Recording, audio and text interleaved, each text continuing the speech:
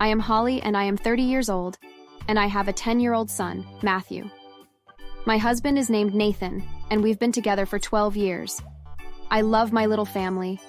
We've got a house by a lake next to a thriving town. My husband and I both have successful careers, and our son is smart and doing well in most things at school. That being said, Matthew is also autistic.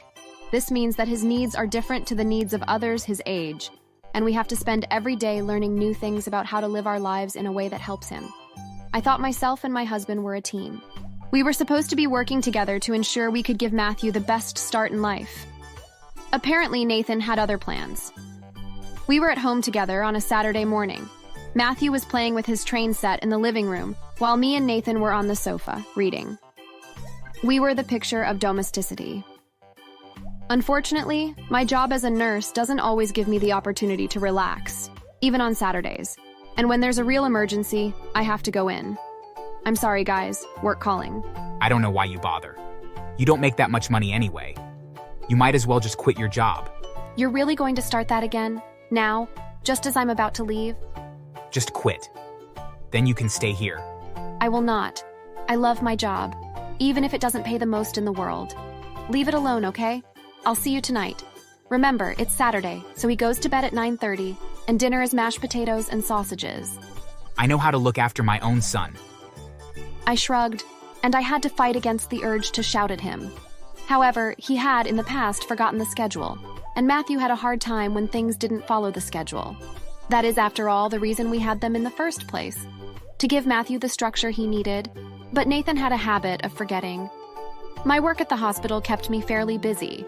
I had many tasks that needed doing, such as admin work, attending to the patients, assisting with cleanups, and I had to talk to the families. A nurse's work is never finished, and so when I was called in to attend to a car accident, I didn't think anything of it. I walked behind the curtain, and immediately my coworker, Anna, was pushing me back. You shouldn't be here for this. For what? 1,000 possibilities went through my mind, and all of them involved my son. Perhaps my husband had fallen asleep on the sofa and forgot to start dinner at the right time. That would send Matthew into a panic. He might have gotten hurt playing outside or been bitten by the dog across the street that Matthew never learned to pet nicely. Maybe he fell down the stairs or swallowed something he shouldn't have. It's Nathan. He was in a car accident. Nathan? That didn't make any sense. What about Matthew? And where is Matthew? He wasn't on the scene. Call your neighbors. I did that. Matthew had to be my first priority, even while my heart was beating ferociously in fear for my husband. My neighbor picked up and assured me that while confused and a little upset, Matthew was okay. Will you stay with him? There's been an accident, and I need to be at the hospital with Nathan. She said yes, and then I rushed back over to Nathan's bed. It was a mess. He was unconscious, and they were prepping him for surgery. I still had no idea what was happening. Why would he have left our son home alone? Was he driving somewhere? I stayed at his bedside until he went through to the operation room, and then my coworker Anna returned. What happened? He left our son home alone. That's so unlike him. He knows he can't do that. So where was he this entire time? Holly, he wasn't found alone. He was found with Matthew's science teacher, and the police footage shows them kissing, and that is what led to the accident. I sat down in a chair and put my face in my hands. I couldn't believe it. I didn't want to connect the dots, but it was plainly obvious what they were indicating, and the picture left behind was not something I want to see. He was cheating on me? I think so. I'm so sorry. I can't believe it. There were no clues. I never would have guessed. Why would he cheat on me? I don't know, but I do know that whatever the reason may be, it will not be your fault. But what if... No. Don't even start trying to find excuses for him. There's no good reason for him to do this to you. But her reassurances didn't matter. All I could think about was whether he'd survive, and when he did, what reason he would give for wanting to be with someone else. He's always complained about my financial contribution. We both loved our careers, but he felt that he made more money, so I wouldn't have to work at all. We talked about it, though. He knew that I didn't want to be a stay-at-home mom. He wanted the 1950s housewife, and I wanted to be a hard-working woman. Was that the problem? But the science teacher has a job too, so it can't be that. Did I not appeal to him anymore? I've worked hard to keep my hair full and my skin clear. I exercise as regularly as I can. I eat well, I try, and it's not just for him, but I thought he might appreciate it. Not that I could ever complain that he was doing almost nothing to maintain his appearance. And what about the teacher? Why would she do this to me? She knew I was married. She teaches my son. Does she just not care? What are you going to do? Wait, I need to talk to him first. I have to find out why. And then I'll figure out what I want to do. I had no idea what the best way to deal with this was. On the one hand, my husband betrayed me. On the other, he was fighting for his life. He might die. How can I hate him and worry for him at the same time? Maybe you should call your mom. Yeah, that's a good idea. I'll do that now. My mom is a lawyer and a great listener. She would know exactly what to do. So I called her up. Mom, something big has happened. I explained to my mom everything that had happened. She was angry, of course, and worried too. No matter how badly Nathan had messed up, he was still in the hospital, and we still didn't know if he was going to pull through. My stomach was in knots. Okay, honey, listen to me. No matter what happens, you're allowed to be angry. He betrayed you and your son. You deserved better, and so did Matthew. If he comes out of this, then you deserve answers. And then you leave him. You cannot trust him. He did more than maybe just go with another woman. He also left your son, who has a neurological disorder, home alone. You will be immediately granted full custody, and you will not have trouble winning the divorce case. I didn't even want to think about divorce, but my mom was right. He'd put our marriage in the bin and put our son at risk. I hated him for it. Call me when you get an answers. I hung up the phone and then sat down. While I waited, Anna brought me a coffee and sat with me as the hours passed. It felt like the hospital kept moving around us while I was frozen in time. 11 hours later, a doctor came out of the operating room. Holly, I heard this was your husband. How is he? He's alive, which is more than I could say about the woman that was driving the car he was in. I think she was a teacher, but we think he might be paralyzed. We won't know until he's woken up. I know this is scary, but we'll have a consultant talk with you about what you can do. Thank you. The doctor left, and minutes later, my husband was wheeled out and placed into a recovery room where I was allowed to join him. I stared at my husband. His face was bruised, and his right arm was in a cast. He looked pathetic in that bed, but I felt my anger rising and falling in confusing waves. After waiting there for a few more hours, he finally woke up and was groggy. Hey, what happened? Where am I? You're in the hospital where I work. You were in a car accident, and there is a chance that you will be permanently paralyzed.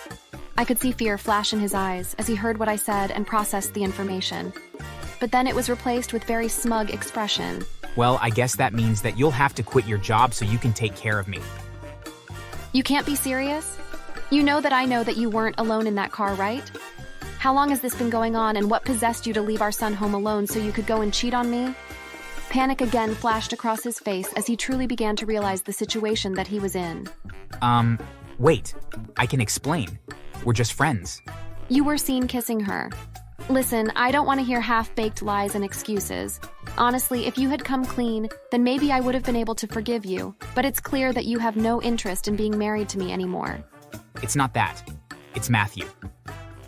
People talk about us being the parents of someone with autism and how he doesn't act right. I couldn't stand their comments anymore, and I needed someone to talk with about it. Is that why you cheated? It bothered you that much what other people said? Well, it goes without saying that once you are well enough to leave here that you shouldn't bother coming home. You are no longer welcome there. Oh, is that how it's going to be? Well, that's fine.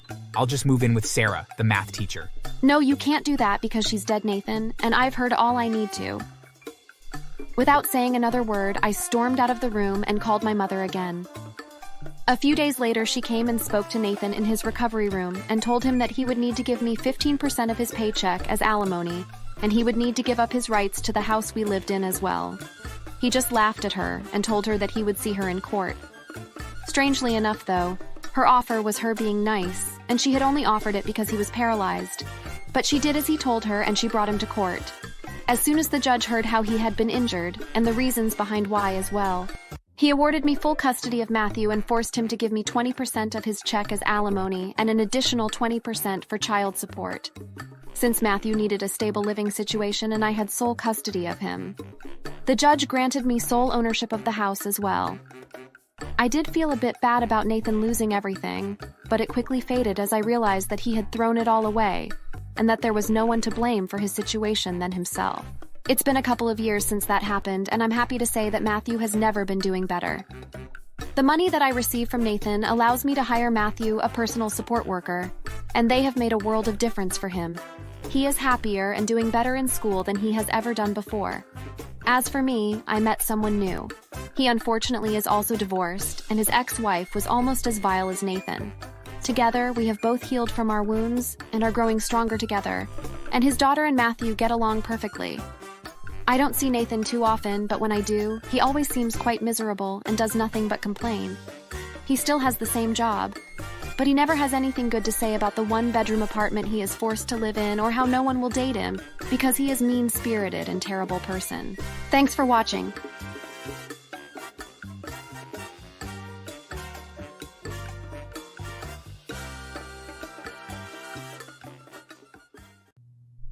I had only just sat back down for 1 minute when she burst back into the room and marched to the front, knocking over a photo of my grandmother, and not even pausing when it smashed on the ground.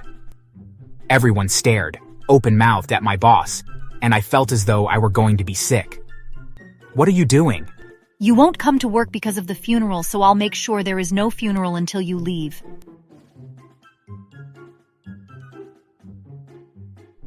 My name is Joseph, and 2 weeks ago, my grandmother passed away. She was a huge influence in my life, and I was grieving heavily. I told my boss right away that I would need time for the funeral. "Please, ma'am, my grandmother has just died. I will need some time off for the funeral. Is that okay? I'm giving you more notice than the policy says." My boss seemed okay at the time. Of course, Joseph. I'm so sorry to hear about your grandma. You're our best employee. Take the day off, and here, have a gift card for our store as a token of my condolences. This is a hard time. If you need anything, just call.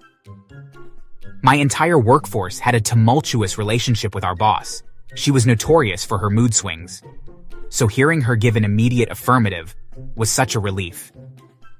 I spent the next 2 weeks working harder than ever, just to prove that I wasn't going to let them down after I was shown such kindness. The night before the funeral, I hung up my apron, nodded to my co-workers, and left. My boss didn't acknowledge me, and I didn't think anything of it. The next day, I got dressed in black and met my family at my grandmother's house. It was almost like she had never left. I could still smell her perfume, and her favorite hard candy was piled high in the bowl in the center of the coffee table. Her cat, a gray British Shorthair, mewled from her perch on top of the cabinet. I'm so glad we're all here together today.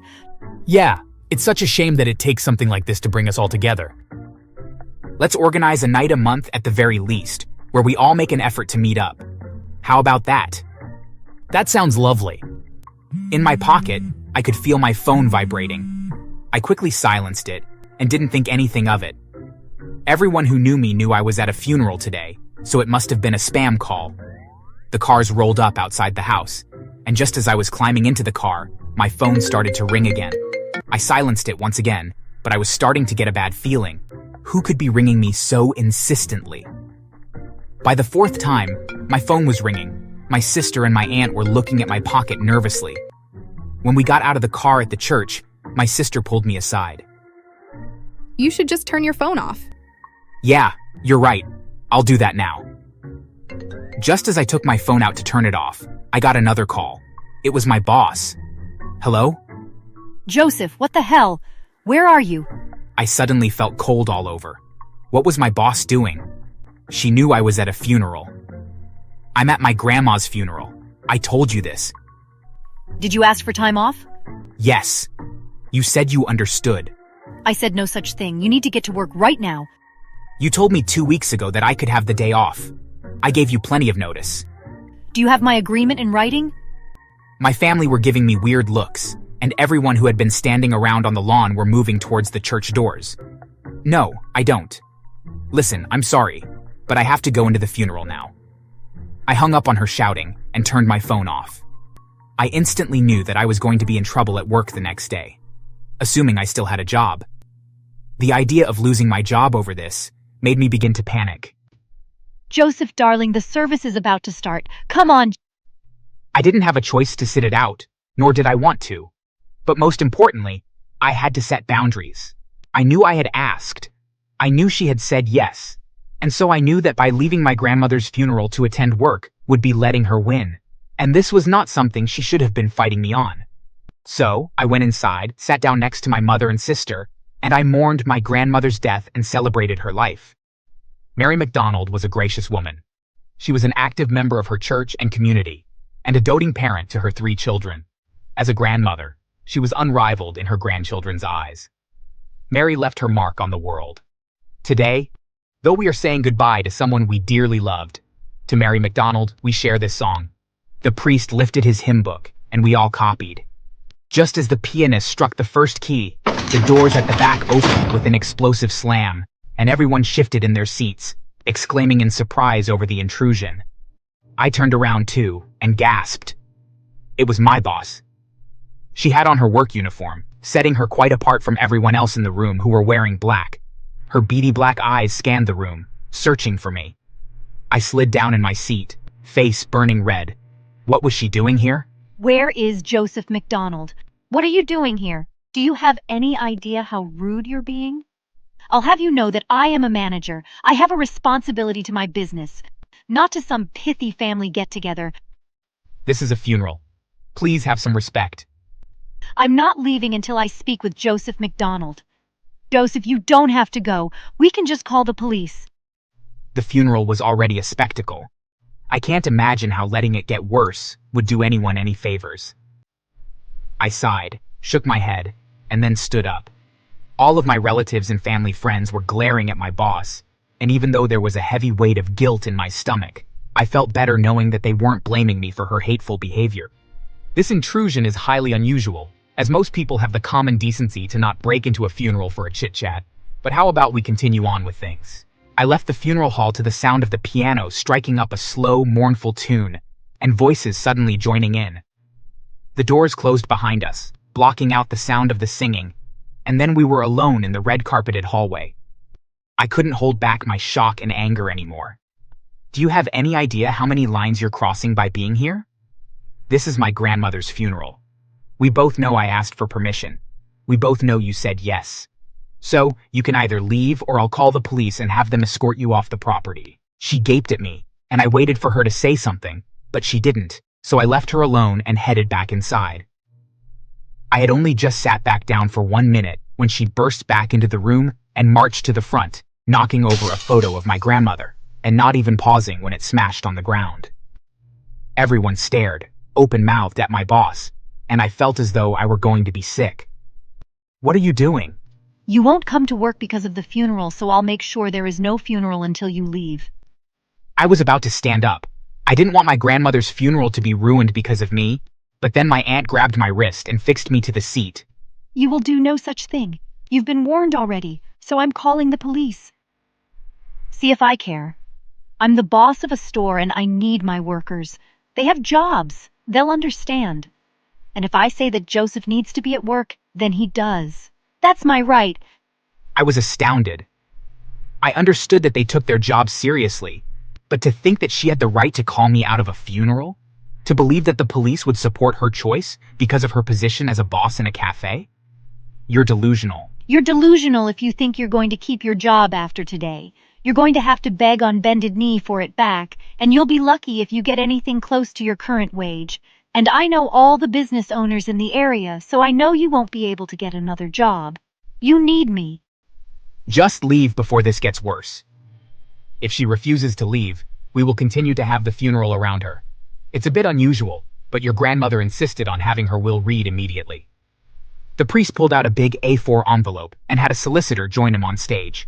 Together, they started to read through the will.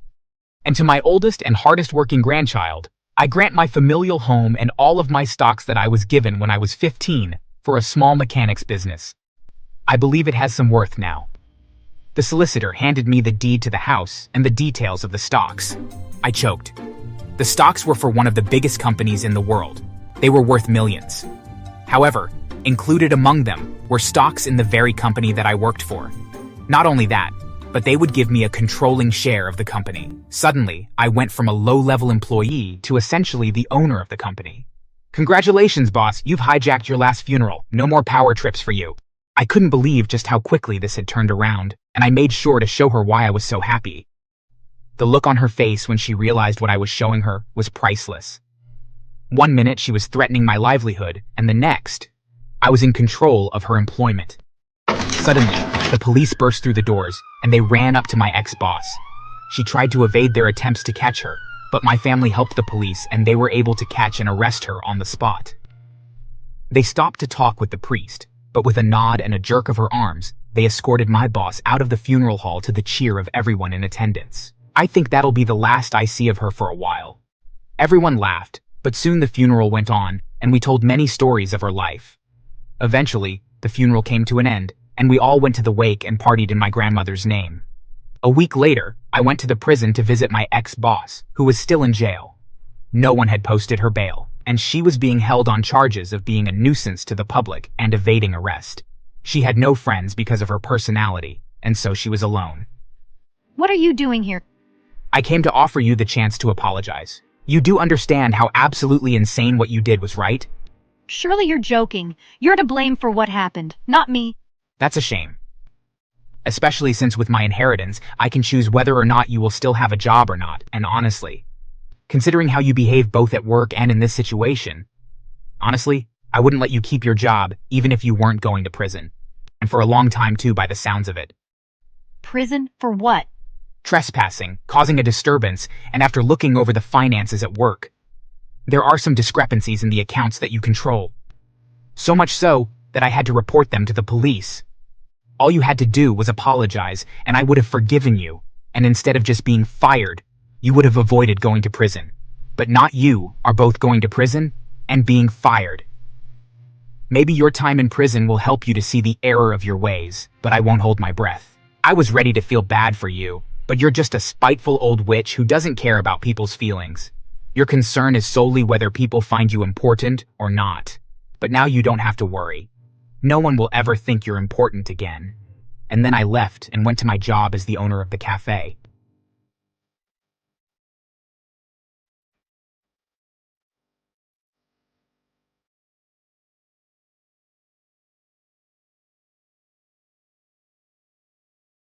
I was 10 years old when Martin was born, and my mom immediately handed him off to me so I could take care of him instead. I protested and said I didn't know how to take care of a baby, but she just told me to figure it out.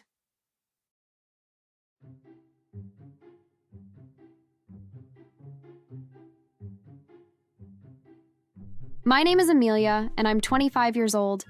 I moved out of my mother's house just a few years ago, and I've been trying to get my life put together since. See, ever since my younger brother Martin and I were young, our mom always treated us like her own personal servants and that we only exist to help her with the chores around the house.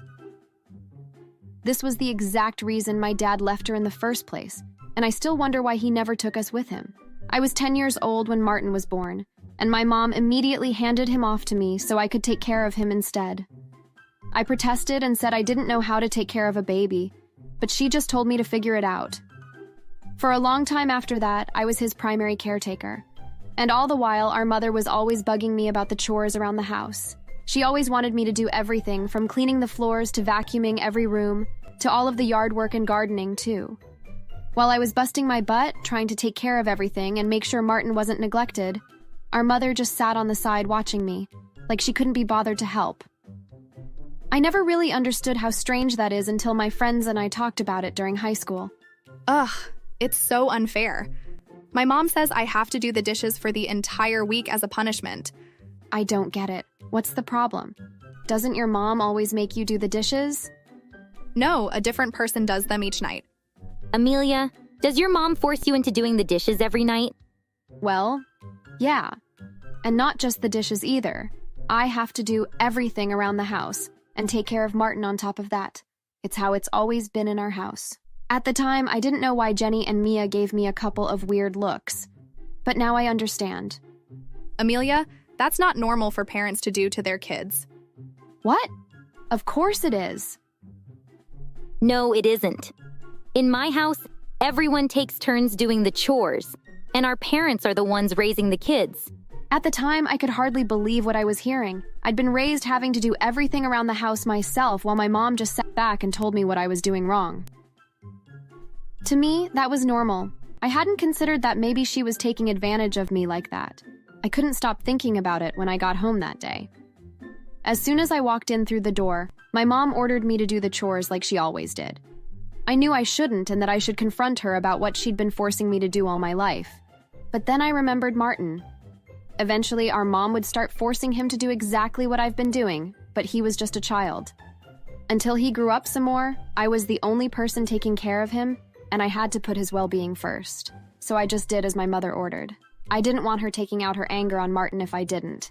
And I never blamed Martin for me being forced to take care of him. It's not like it was his fault or anything. Besides, if I didn't take care of him, I knew our mother wouldn't, and I didn't want him to feel like he was alone growing up. But as the years passed and I grew closer and closer to graduation, I couldn't help feeling resentment towards our mother, and I yearned to be free of her. I didn't want to be stuck in the house, slaving away at every chore with her behind me, telling me I'm doing everything wrong. It got to the point where I couldn't even look at her without feeling all the anger I'd been bottling up for years. One day, it finally exploded. I came home from school that day, and as soon as I set my bag down, my mom was in the room ordering me around. There you are. The attic needs to be cleaned out now. Get to it. No. What do you mean, no? You can't boss me around and treat me like your personal maid anymore. I'm your child, and you've treated me like some kind of cleaning staff and personal chef for my entire life. You're my child. You're supposed to do whatever I tell you. No, I'm not. I'm supposed to do chores and look after my brother, but I'm not supposed to slave away for you all the time. And I won't do it anymore. How dare you disobey your mother? How dare you treat your kids like they only exist to serve you? You're a terrible mother. You don't deserve to have children. I didn't let her get another word in and ran up to my room. My friend Mia and her parents could let me stay at their house until after we graduated that week. And after that, I would be off to find a place for myself in a nearby town. Mia, Jenny, and I had planned for that a few months prior, and we saved up some money so we could move in together. As I was packing my bag, Martin ran into the room crying. Amelia, please don't go. I'm sorry, Martin, but I have to. I can't just stay here anymore and deal with our mother every day. What am I gonna do without you? I don't know, but I promise. When I'm able to, I'll come back and get you out of this house, okay? Do you promise? I promise. I'll come back for you. I left the house that night, and after graduation later that same week, I didn't go back. It wasn't easy for me. I never wanted to leave Martin in the sole care of our mother, because I knew that she would just force him to do everything in the house now that I was gone. I also couldn't help the feeling that I had betrayed him by escaping that house. Without me there wasn't anyone left to care about him and make sure his needs were getting met. Our mother certainly wasn't about to start caring about him the way I had. That thought was almost enough to make me consider staying and enduring more of our mother's awful behavior. But I left anyway. My friends and I moved to a nearby town, and at first we could only afford a small apartment together. I needed to support myself and also save up enough money to take care of Martin once I brought him with me, so we all had to save as much money as we could. I asked another one of my friends still in our hometown to keep me updated on my mother and Martin and to watch them from a distance. After a couple of years, my friend informed me of an incident that happened with my mother and Martin while one of her friends, Marianne, was visiting. I knew Marianne well, unfortunately. My mother would invite her over a few times a week, and they would both delight in ordering me around, trying to do everything for them all at once, and then make fun of me when I couldn't get it all done. To hear that she was doing the same thing to Martin made my blood boil. My friend who heard the story from Marianne the next day told me that our mother and Marianne had forced Martin to clean the house right in front of them, and then deliberately got the rooms dirty again and forced him to start all over, calling him names as he did so. I remember when our mother would do that to me, and how frustrated I became with having to clean the same room multiple times, not to mention the harassment too. I made a decision then that it was time to finally get Martin away from our mother and into a house that actually cares about him. I traveled back to our hometown and went back to my mother's house. As soon as I got to the door, I heard yelling inside and I rushed into the house. I found my mother and Martin in the living room, him cleaning up something on the floor, while she stood over him shouting. Neither one of them seemed to notice me as I got my phone out and started recording.